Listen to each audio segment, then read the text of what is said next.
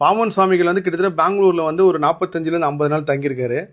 அதில் ஆறுமுக செட்டியார்னு ஒருத்தர் வீட்டில் வந்து தங்கியிருந்திருக்காரு. அந்த தகவல் வந்து நான் கரெக்டாக பெங்களூர் கிளம்புறதுக்கு முன்னாடி ஒரு வாரத்துக்கு முன்னாடி எனக்கு ஒருத்தர் வந்து சொன்னார். அதேமாதிரி பாமன் சுவாமிகள் கைப்பட எழுதிய லெட்டர், இங்கேருந்து தமிழ்நாட்டுக்கு எழுதிய லெட்டர் முதல் கொண்டு அவர் கலெக்ட் பண்ணி வச்சிருக்காரு. இதில் நான் எத்தனையோ தடவை பெங்களூர் வந்தாலும் அல்சூர் சுப்பிரமணிய கோயில் ஒரு அபரிவிதமான சக்தி இருக்குது, ஒடுக்குத்தூர் மகானில் ஒரு பெரிய சக்தி இருக்குது. அதுக்கப்புறம் இன்னும் சிவசுப்பிரமணிய கோயில், இப்போ இன்னைக்கு காலையில் நான் போன சிவசுப்பிரமணிய கோவில்லாம் மிகப்பெரிய அற்புதத்தை காட்டினார். போன வாட்டி வரும்போது அதே அற்புதமாக உணர்ந்து இந்த வாட்டியும் கண் முன்னாடியே காட்டினார். அப்படி இருக்கும்போது நான் பெங்களூரில் வந்து ஒரு கோவிலை வந்து நேற்று போய் பார்த்துட்டு வந்தேன். 18ஆம் தேதி சனிக்கிழமை. அந்த கோயிலை பற்றி விசாரிக்கிறப்போ பாமன் சுவாமிகள் அங்கே வந்திருக்காரு. கிருபானந்தவர் வந்து ஒரு வேல் வச்சுருந்துருக்காருன்ட்டு. அப்போது ஒரு சமீப காலமாக உருவான கோயிலாக தான் இருக்கும் அப்படின்னு சொல்லிட்டு போகிறேன். அந்த கோவில் கோபுரத்தை பார்த்த உடனே மிகப்பெரிய அளவுக்கு ஒரு அதிசயத்தையும் ஆச்சரியம் கொடுத்து. ஏன்னா கிட்டத்தட்ட அந்த கோவிலோட ஹிஸ்ட்ரி வந்து இவங்க சொல்கிறது ஒரு 500 வருஷம்னு சொல்கிறாங்க. ஆனால் ப்ராப்பராக ஆர்காலஜி வச்சு நீங்கள் ரிசர்ச் பண்ணிங்க அப்படின்னா ஒரு குறைஞ்சபட்சம் ஒரு 1000-2000 வருஷம் பழசு இருக்கு. ஏன்னா அந்த கோவிலோட ஸ்ட்ரக்சர் வந்து அவ்வளோ எப்படி நான் பூம்பாறையில் வந்து ஒரு பெரிய விஷயத்தை வந்து பார்த்தேன். பூம்பாறை இன்னைக்கு இருந்த இடம் கோயில் இருக்கிறது வேற, இதுக்கு முன்னாடி இருந்த இடம் வேற.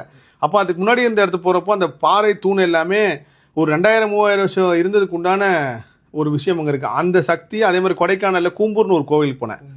அந்த கூம்பூர் கோவில் என்ன விஷயத்தை உணர்ந்தனோ அதே அபரிவிதமான அந்த ஆறா சக்தி வந்து இந்த கோவிலில் நான் வந்து உணர்றேன். அப்போது உள்ளே போகிறப்பே சொல்கிறேன், இது வந்து கேரளா சம்மந்தப்பட்ட ஒரு கோவிலாக இருக்க போகுது, கண்டிப்பாக அதான் உண்மையாக இருக்கும் அப்படின்னு சொல்லிட்டு எல்லா விஷயத்தையும் பார்த்துருக்கப்போ கிருபானந்த வேல் பார்க்குறேன். அதுக்கப்புறம் அங்கேருந்து அந்த அரச மரத்தான அந்த நாகசக்திகளை நான் சொன்ன நாகர்கள் தான் முருகனை வழிபட்டவங்க. இப்போ முருக பக்தர்களே ஒரு இடத்துல நாகாஸாக இருந்திருக்காங்க.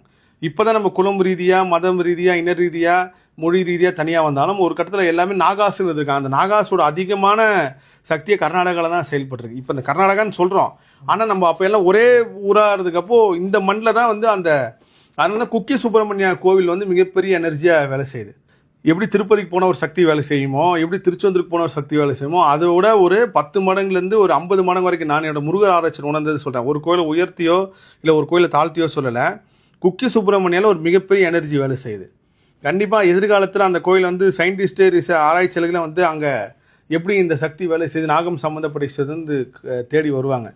அதுக்குமே சிவசுப்பிரமணிய கோயிலில் எல்லாம் முடிச்சு வரப்போ நான் சொல்கிறேன், ஐயா இங்கே பாம்பு சம்மந்தப்பட்ட விஷயம் நடத்திருக்கேன்னா போன மாதம் கூட பாம்பு சட்டை இருந்துச்சுங்க, நாங்கள் வந்து உண்டியல் வரைக்கும் உள்ளே போச்சு நாங்கள் எடுத்து வச்சுருக்கோம், நிறைய பாம்பெல்லாம் கண்ணில் பார்த்துருக்கேன். அப்போது எதுக்கு பாம்பன் சாமி வந்தார் இந்த இடத்துக்கு அப்படின்னு சொல்லி என் மனசுக்கு, ஏன்னா இவ்வளோ நாள் இங்கே தங்கியிருந்தவர் எதுக்கு இந்த கோயில், எத்தனையோ கோயில் இருந்திருக்கேன், ஐயா எங்கேயும் போகாமல் சிவசுப்பிரமணிய சுவாமி கோயில் வந்து உட்காந்தாருன்னா அங்கே தான் இந்த மொத்த எனர்ஜி சம்மந்தப்பட்ட விஷயம் வந்து அவர் பரிமாற்றம் கிடச்சிருக்கு அவருக்கு.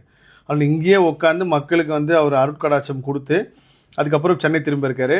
அதோட தொடர்ச்சி தான் கிருபானந்த வாரியார் வந்தது.